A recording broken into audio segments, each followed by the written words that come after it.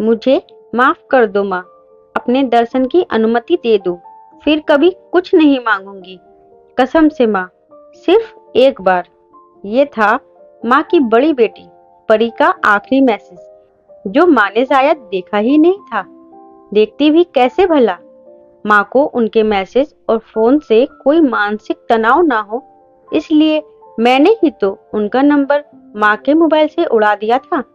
फिर पता नहीं कब माँ ने विकास भैया से परिधि का मोबाइल नंबर ले लिया था, पर उनको सेव करना नहीं आता था, इसीलिए मुझे कहा था उनका नंबर सेव कर देने के लिए, पर मैंने उनका चैट अर्चीव कर दिया था, इसीलिए माँ देख नहीं पाई होंगी और मुझे भी ध्यान नहीं रहा कि मैसेज देखूं। माँ जब से अस्पताल में एडमिट हुई थी, किसी को भी कहाँ होश था। बाबूजी ने ही कहा था अभी माँ को फोन वोन से दूर रखो, तभी तो माँ का फोन हमने अस्पताल में ले नहीं जाने दिया। वैसे भी मुझे तो हमेशा बाबूजी के गुड बुक में रहना था, इसलिए मैं कभी सामने से दी को फोन नहीं करती थी।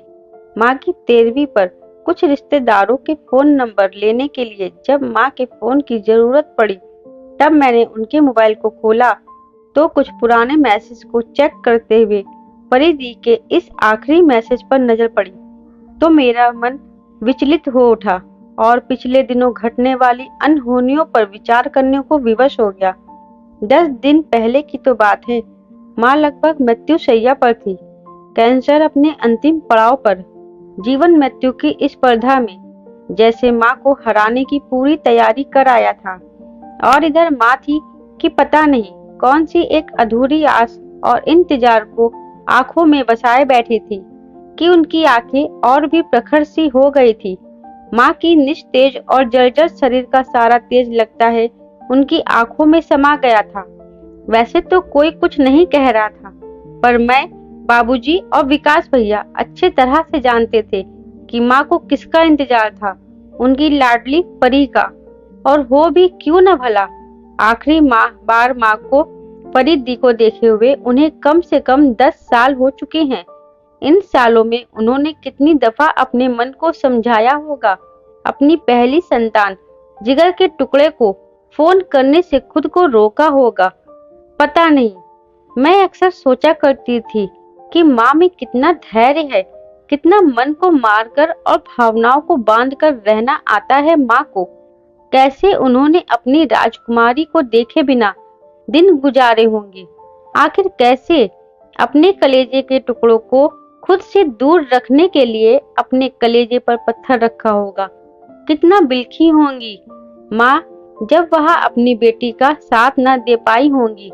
आज मैं खुद एक प्यारे से बच्चे की माँ बनकर समझ पा रही हूँ कि माँ के लिए वह कितनी दुविधा और असमंजस का समय रहा होगा, जब उन्हें बाबूजी की दहाड़ती आवाज में परिधि और परिवार के बीच में किसी एक को चुनने के लिए मजबूर किया गया होगा। वैसे गुस्सा और क्षोभ तो माँ को भी हुआ होगा, आखिर उनका भी तो विश्वास टूटा था। फिर वह उनका साथ देने के लिए घर कैसे छोड़ देती। परिधि के अलावा उनके 2 बच्चे और भी तो थे, मैं, रिमझिम और विकास भैया। उफ, कैसा दिन था वो।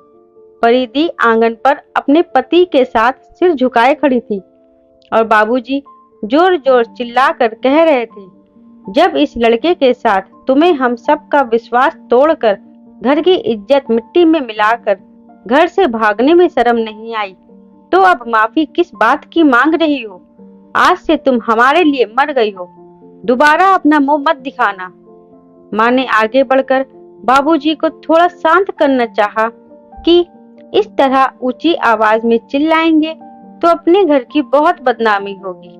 अपने घर की इज्जत को यूं सरेआम ना उछालिए। माँ ने अपनी बात खत्म भी नहीं की थी कि वह हो गया जिसकी किसी ने भी कल्पना तक नहीं की होगी। बाबूजी ने माँ को गुस्से से जोर से झटका दिया था जब वह उनकी बाह पकड़कर उन्हें अंदर ले जाना चाह रही थी। बाबूजी के झटके से सुकोमल माँ छिटक कर दूर जा गिरी थी। चोट खरोच से ज्यादा दर्द माँ के मन में हुआ था। उनका मान आहत हुआ था। क्योंकि आज तक बाबूजी ने माँ से ऊंची आवाज में बात तक नहीं की थी। अब तक आंगन के बाहर पर लोग भी जमा होने लगे थे। घर की बात अब घर में छुपने वाली नहीं थी, क्योंकि रवि के साथ घर से भागने के बाद दीदी पूरे 8 दिन बाद लौटकर आई थी। बाराबंकी के ब्राह्मण कुल की कन्या का गैर नीची जात में विवाह करना, वो भी स्वेच्छा से, घर से भागकर, एकदम से पचने पचाने वाली बात तो थी नहीं। ऊपर से दादाजी के बाद बाबूजी उनकी तरह अक्सर फुर्सत में सबको रामायण की चौपाई पढ़कर उनके अर्थ बताते हुए अपनी ओजपूर्ण वाणी में जैसे सरस्वती पुत्र बन जाते थे। उस घर की बेटी ने जो जघन्य अपराध किया था वह अक्षम तो था ही, तत्कालिक समाज में घोर निंदा का विषय भी था। बाबूजी को जितना प्रेम अपने परिवार से था, उतना ही अपनी ऊंची नाक से भी तो था। सो अपनी बेटी को माफ करने का तो सवाल ही नहीं उठता था। हम 3 भाई बहनों में परिधि माँ बाबूजी की सबसे बड़ी संतान थी। उनके बाद विकास भैया, फिर सबसे छोटी मैं। दीदी अगर माँ की लाडली थी तो मैं बाबूजी की आंखों का तारा थी। और हम 2 बहनों के बीच विकास भैया घर में सबके प्रिय पात्र तो थे ही, इसके अलावा दादी के कुछ ज्यादा ही लाडले थे। वंशधर जो थे, परंपराओं को निभाने वाले हमारे परिवार में जब बेहद खूबसूरत दीदी ने जन्म लिया तो माँ फूली नहीं समाई। दीदी की सुंदरता ने माँ को पहली संतान लड़की होने के तानों से भी बचा लिया था। बचपन में परिधि प्यारी सी तो थी ही, जैसे जैसे बड़ी होती गई उनकी खूबसूरती और भी निखरती गई। परिधि की सुंदरता देखकर रिश्तेदार और जान पहचान वाले तो कभी कभी मजाक मजाक में तो कभी लाड में कह देते कि पुष्कर जी और रमा जी की बड़ी बेटी कितनी खूबसूरत है, एकदम हीरोइन मॉडल जैसी। परी को तो फिल्मों में जाना चाहिए। सुनकर जहाँ दीदी पुलकित हो जाती, बाबूजी एकदम से उखड़ जाते और माँ कई बार हदस जाती। इतना रूप कहाँ समाएगा भला, जल्दी से परी की शादी कर दे। एक रात माँ ने बाबूजी को आशंकित होते हुए कहा, क्योंकि इन दिनों दीदी आईने के सामने ज्यादा समय गुजारने लगी थी और पढ़ाई से उनका मन उचट सा गया था। माँ को लगता कहीं किसी के प्रेम में तो नहीं पड़ गई उनकी लाडली, इसीलिए उन्होंने बाबूजी से उनके विवाह की बात छेड़ी। तो माँ के मन में चल रहे द्वंद से अनजान बाबूजी ने कहा, अभी परी का बीए फाइनल हो चुका है, अगर वह आगे नहीं पढ़ना चाहती तो रघुवेंद्र जी काफी दिनों से अपने इंजीनियर लड़के मनीष के लिए परी का हाथ मांग रहे हैं। तुम कहती हो तो अगले रविवार को उन्हें घर पर बुला लेते हैं। परी और मनीष अगर एक दूसरे को पसंद कर लेते हैं तो इसी साल उसकी शादी भी कर देंगे। बाबूजी की बात सुनकर माँ आश्वासित होकर उस रात तो चैन से सो गई, कदाचित भविष्य से अनजान। उस रात परिधि जब पानी लेने किचन में जा रही थी तो उन्होंने माँ बाबूजी की बात सुन ली थी। वापस कमरे में आकर देर तक भुनभुनाती रही थी कि मुझे तो अभी शादी ही नहीं करनी, और शायद थोड़ा सा रोई भी थी। फिर मुझे गले लगाकर सो गई थी। मुझे ज्यादा कुछ तो समझ नहीं आया, पर इतना अंदाजा तो लग ही गया था कि परिधि अभी माँ बाबूजी की पसंद के लड़के से शादी करने को आसानी से तो नहीं मानेंगी, क्योंकि दीदी किसी रवि नाम के लड़के से ज्यादा घुलने मिलने लगी थी। इसकी भनक मुझे और भैया को अपने दोस्तों के द्वारा मिलती रहती थी। 12वीं में पढ़ने वाली मैं कोई छोटी बच्ची तो नहीं थी, और भैया तो दीदी के कॉलेज में ही फर्स्ट ईयर में थे। पर परिधि ऐसे घर से भाग जाएंगी, यह तो किसी ने सोचा भी नहीं था। अपनी सहेली पूनम की शादी में शामिल होने के लिए दीदी माँ से कहकर गई कि माँ, पूनम की शादी में सभी सहेलियां रात भर रुक रही हैं, मैं भी रुकना चाहती हूँ। कल सुबह सुबह ही पूनम की विदाई है, उसके तुरंत बाद आ जाऊंगी। आप बाबूजी को कैसे भी मना लेना। माँ अपनी लाडली को मना नहीं कर पाई। जाते जाते दीदी पलटी और कसकर माँ को गले लगा लिया। उस वक्त माँ को अपनी परी पर जाने कैसा लाड आया कि अपने गले से सोने का हार निकालकर दीदी को पहनाते हुए बोली, शादी में जा रही है परी, ये ले सोने का है, पहन ले, पर संभाल कर रखियो। दीदी ने माँ के पैर छुए और फिर घर के ठाकुर जी को भी प्रणाम किया। तो उस वक्त दीदी का माँ के पैर छूना मुझे थोड़ा अजीब तो लगा, पर मैंने यूं ही उनको छेड़ते हुए कहा था, परी दी, आप अपनी सहेली की शादी में जा रही हो या खुद अपनी शादी में? आप माँ के पैर क्यों छू रही हो? बदले में दीदी मुस्कुराई और मेरे गाल खींचते हुए खुशी खुशी शादी में जाने को निकल गई।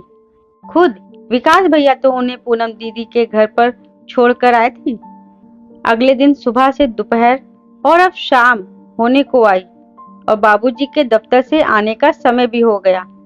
तो माँ ने पूनम के घर फोन लगाया तो उनकी बहन ने बताया, रात दी जयमाल के तुरंत बाद घर के लिए निकल गई थी, यहाँ कहकर कि ज्यादा रात तक ना रुक सकेगी, उनके बाबूजी नाराज होंगे। पूनम दी के घर में भी सबको बाबूजी के गुस्सैल स्वभाव और पारंपरिक होने का पता था, अतः किसी ने दीदी को रुकने की जिद नहीं की थी। अब घबराकर माँ ने आशंका जताते हुए और लगभग रोते हुए कहा कि अगर परी कल रात ही जब घर के लिए निकल गई थी तो अब तक घर क्यों नहीं पहुंची? आखिर कहाँ गई मेरी फूल सी कोमल बच्ची? कहीं उसके साथ कोई अनहोनी तो नहीं हो गई? अभी तेरे बाबूजी आते होंगे, उनको क्या जवाब देंगे? कहकर दादी ने विकास भैया को परी दी के तमाम दोस्तों के घर पूछने को भेजा और मुझे सबको फोन पर पूछने के लिए कहा। तब स्मार्टफोन नहीं आया था, सो व्हाट्सएप भी नहीं हुआ करता था। इधर दीदी को सुबह से जब भी फोन लगाया तो स्विच ऑफ आ रहा था। बाद में उनका फोन उनके कमरे में टेबल पर पड़ा मिला था, जिसे दीदी ने जानबूझकर छोड़ा था या गलती से छूट गया था, इसका पता नहीं। उस रात दीदी जब दोस्तों के घर और फोन पर दरियाफ्त करके भी नहीं मिली तो मजबूरन बाबूजी को बताना पड़ा। सुनते ही वहां तो पहले माँ पर बिगड़े, फिर चाचा और दादी के साथ कुछ मशवरा करने लगे। पुलिस में तो जाने का सवाल ही नहीं उठता था। पूरे 7 दिन सब परेशान होकर उन्हें ढूंढते रहे थे। क्या मजाल जो दीदी के किसी दोस्त या सहेली ने उनके भाग जाने के बारे में कुछ भी बताया हो। माँ ने रो रो कर जब दादी की अदालत में गुहार लगाई तो छोटे चाचा और बाबूजी जाकर थाने में रपट लिखवाए आए और वहां भी बात को ज्यादा ना फैलाने की विनती कराएं। खैर, बात तो फैलनी थी और फैली भी खूब, इतनी कि घर से निकलते ही जो जान पहचान का मिलता बस एक ही सवाल पूछता, परी का कुछ पता चला? अगर दीदी भागने के 2-3 दिन बाद भी लौट आती तो बात संभल जाती, पर वह लौटी भी तो पूरे 8 दिन बाद, वो भी रवि के साथ शादी करके। सब चौंक गए थे। परी दी ने पूरे परिवार को दुनिया समाज के सामने लाकर खड़ा कर दिया था।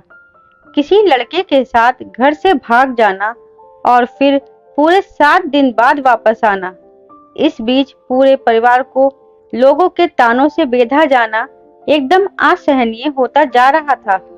इससे बाबूजी का क्रोध और आक्रोश दी पर बढ़ता ही जा रहा था। अगर पहले आ जाती तो शायद परिवार बदनामी से बच जाता, पर आई तो पूरे 7 दिनों बाद 8वें दिन, जब तक बात पूरे शहर में फैल गई थी। ऐसी बातें फैलते हुए देर कहाँ लगती हैं। और साथ में यह बात भी फैल गई कि माँ बाबूजी का शासन कमजोर है, बेटियां अनुशासित नहीं। बहुत बड़ी बात थी। एक माता पिता की परवरिश पर समाज सवाल उठा रहा था। बाबूजी तो परी दीदी को कभी माफ नहीं कर पाए। उस दिन वापस आकर दीदी कितना रोई, गिड़गिड़ाई, एक तरह से बाबूजी के पैरों में लौट गई। पर बाबूजी पत्थर के हो गए थे। जिस समाज में आज तक सर उठाकर चलते आए थे, वह बाप दादा की पगड़ी उछालने वाली अपनी कुलछनी बेटी को कैसे माफ कर देते। बाबूजी और चाचा जी एकदम अटल खड़े थे। माँ और चाची की जबान कैसे खुलती जब गलती उनकी बेटी की ही थी, और दादी ने तो हद ही कर दी।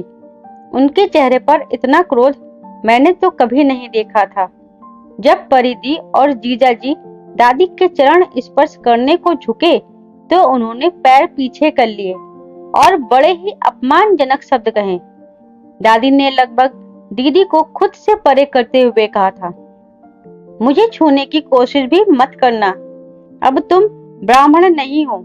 बस अपमान का शायद आखिरी घूंट था वो परी दीदी के लिए। तब जो रवि का हाथ पकड़कर पलटी तो फिर वापस मुड़कर नहीं देखा। बाबूजी और माँ के पैर के पास की मिट्टी उठाया और उसे ही अपने पीहर की भेंट समझकर अपने आंचल में बांधा था। उड़ती उड़ती खबर आती रही कि उनके 2 बच्चे और अभी वहां अलीगढ़ में रहती है वगैरह वगैरह। आगे जाकर भैया की नौकरी पहले कानपुर में लगी तो शादी के बाद उन्होंने माँ की हालत देखते हुए किसी तरह कोशिश करके अपना तबादला लखनऊ करा लिया। पर तब तक माँ को इस जानलेवा रोग ने पकड़ लिया था। अब कम से कम भाभी और चिंटू से घर में थोड़ी चहल पहल रहने लगी थी। संजोग से मेरी शादी लखनऊ में ही हुई थी, सो मायका छूटकर भी नहीं छूटा था। पर माँ के लिए हम सब मिलकर भी परी दी की जगह ना भर सके थे। वैसे भी एक माँ के लिए उसकी संतान का विकल्प कोई और कैसे हो सकता है। बाबूजी और माँ के सामने तो जैसे दी का नाम तक लेना वर्जित था। दादी जब तक जिंदा रही दी को शापती और गरियाती ही रही और कालांतर में उनकी शाप का असर भी हुआ। भैया का एक दोस्त जो कि भैया से मिलने हमारे घर भी आया था, तभी उसने यह खबर सुनाई थी कि परिदी बहुत दुखी हैं। रवि का काम कुछ घाटे में चल रहा है और अब वह चौथे बच्चे को जन्म देने वाली हैं। उनके 3 बच्चे हो गए हैं और आगे भी अपनी मर्जी से बच्चों का जन्म देना या नहीं देना, इस पर परिदी की कोई मर्जी नहीं चल रही है। सुनकर माँ बहुत विचलित हुई थी। भैया के दोस्त के हाथों पैसे और काफी सारा सामान भी भिजवाया था। पता नहीं कैसे बाबूजी को मालूम पड़ गया और वह माँ पर काफी नाराज हुए थे। कदाचित दीदी के घर से भाग जाने और विश्वासघात करने को माफ नहीं कर पाए थे। उन्हें इस बात की बहुत तकलीफ थी कि अगर दीदी और रवि का प्यार सच्चा था तो वह दोनों शादी करना चाहते थे तो कम से कम अपने परिवार वालों की मर्जी तक का तो इंतजार करना था। यूं विषम परिस्थिति से लड़े बिना आसान और चोर रास्ता अपनाना कदाचित हमारे परिवार में नहीं सिखाया जाता था। हर परिस्थिति में डट कर सामना करना फिर जीतना, यही देखते आए थे हम अपने पूरे परिवार में। और दी भी तो इसी परिवार का अंश थी। बहुत खूबसूरत दीदी शायद अपनी खूबसूरती की ज्यादा से ज्यादा तारीफों के पुल बांधने वाले रवि को दिल दे बैठी थी और बहुत जल्दबाजी में भविष्य का फैसला कर लिया था। बात यह नहीं है कि रवि उनका जीवन साथी है या कोई और अच्छा जीवन साथी साबित होता। बात है उन्होंने निर्णय लेने में बहुत जल्दी कर दी थी। कुछ निर्णय हमारी जिंदगी में ऐसे होते हैं जो सिर्फ अकेले नहीं लिए जा सकते। शादी विवाह का निर्णय भी उन्हीं में से एक है। क्योंकि हमने अपने आप को खुद जन्म नहीं दिया तो ऐसे में हमें जन्म देने वालों का भी हम पर अधिकार होता है और उनसे उनकी राय जानना भी बहुत आवश्यक होता है। अनुभव की थाती तो बुजुर्गों के हाथों में ही होती है।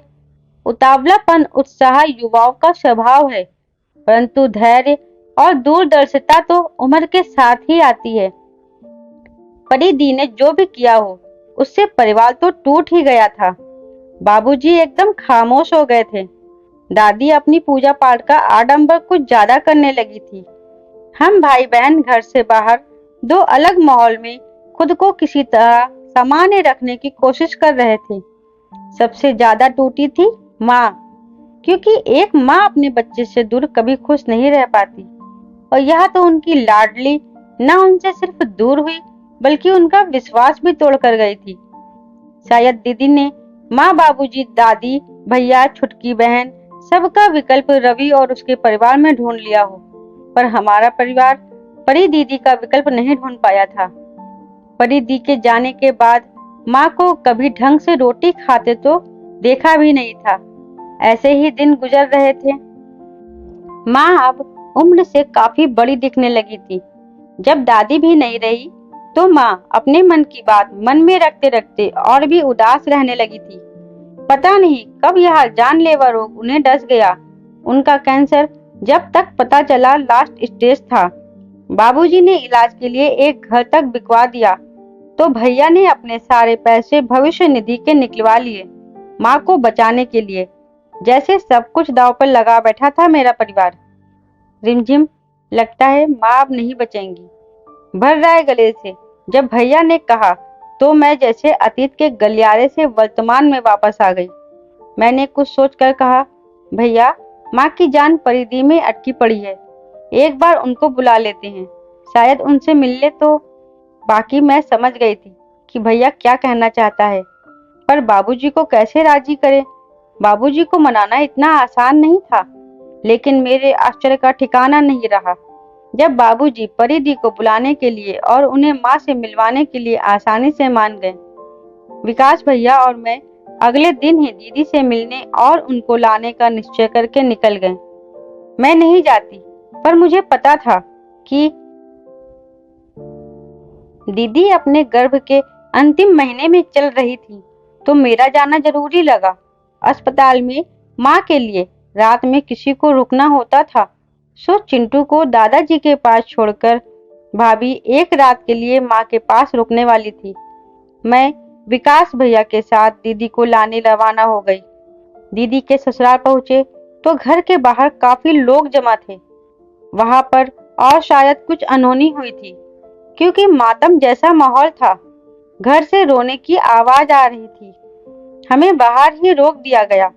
अपने परिचय दिया तो रोने की आवाज और तेज हो गई। किसी ने कहा, अभागी पूरी जिंदगी अपने मायके वालों को तरसती रही, इंतजार करती रही, वहां आए भी तो मैयत के समय। मैं कुछ समझी नहीं, या फिर समझकर भी अनजान बनने की कोशिश कर रही थी कि जो अंदेशा मुझे हो रहा है, हे भगवान, वह सच ना हो। भैया तो कुछ समझ नहीं पा रहा था। लेकिन जब दीदी की सास ने आगे बढ़कर कहा, आप परी के भाई हो ना, अच्छा हुआ आप आ गए। अब जब आप आ गए हो तो अपनी बहन की अर्थी को कांधा आप ही देना। मेरे और भैया के लिए यह खबर एकदम अविश्वसनीय लग रही थी कि माँ की लाडो हमारी दीदी अब इस दुनिया में नहीं रही। जानकर आश्चर्य हुआ कि अपने चौथे बच्चे को जन्म देते हुए कमजोरी और ज्यादा रक्त स्त्राव होने की वजह से वह इस दुनिया से चली गई थी। हमारे पहुंचने के 4 घंटे पहले मैंने बदहवास होकर बाबूजी को फोन किया तो फोन चाचा जी ने उठाया। हम कुछ कहते हैं उसके पहले ही चाचा जी की रोने की आवाज आई। बोले, रिमझिम तुम और विकास यहाँ जल्दी आ जाओ, भाभी चली गई। ऐसा कैसे हो सकता है? यह सुनकर मुझ पर तो जैसे वज्रपात हुआ। अगर आसमान फट जाता, धरती खिसक जाती, तब मुझे इतना आश्चर्य नहीं होता जितना यह जानकर हुआ कि उधर माँ नहीं रही और इधर परिधि अभी रुखसत हो गई। कैसी विडंबना थी ये, और ये कैसा अद्भुत संजोग। एक ही समय में माँ बेटी इस दुनिया को अलविदा कह चुके थे, जिन्हें इस दुनिया ने तो जाति समाज और कौम के बंधनों में जकड़कर मिलने नहीं दिया। शायद उस दुनिया में, उस लोक में जहाँ कोई बंधन नहीं होता है, वहां उनकी आत्मा मिल सके। जब हम वहां से वापस आए तब माँ का फोन निकाला और देखा था दीदी का वो आखिरी मैसेज था। माँ, मुझे माफ कर दो, मुझे एक बार आपसे मिलना है। एक बार अपनी छाती से लगाकर माफ कर दो माँ, एक बार अपने दर्शन की अनुमति दे दो माँ। काश ये मैसेज मैंने पहले देख लिया होता। काश माँ को ये मैसेज पढ़ने दिया होता। मेरा पछतावा तो अब उम्र भर का है। माँ बाबूजी ने तो परिधि को माफ कर दिया, पर क्या मैं खुद को अनजाने में की हुई उस गलती के लिए माफ कर पाऊंगी? कभी कभी जब भावावेश में आंखें बंद करती हूँ तो अपनी पनियाई धुंधली आंखों से माँ के सीने से लगी हुई परिधि की कल्पना करती हूँ और सोचती हूँ कहीं किसी दुनिया में माँ बेटी की आत्मा साथ होगी। शायद दोनों मुझे माफ कर सके। वहाँ आखिरी मैसेज न पढ़ने देने के लिए दोनों लगभग एक साथ ही तो इस दुनिया को विदा करके गए हैं। शायद वह परिधि माँ की गोद में चैन से सो रही हो। इस निर्मम दुनिया से परे एक माँ अपनी बेटी को कलेजे से लगाकर सुकून पा रही हो। शायद दोनों ने मुझे माफ कर दिया हो, वह आखिरी मैसेज न पढ़ने देने के लिए। दोस्तों, उम्मीद करती हूँ आपको हमारी कहानी जरूर पसंद आई होगी। कहानी अच्छी लगी हो तो कहानी को लाइक, शेयर, सब्सक्राइब करना ना भूलें। धन्यवाद दोस्तों।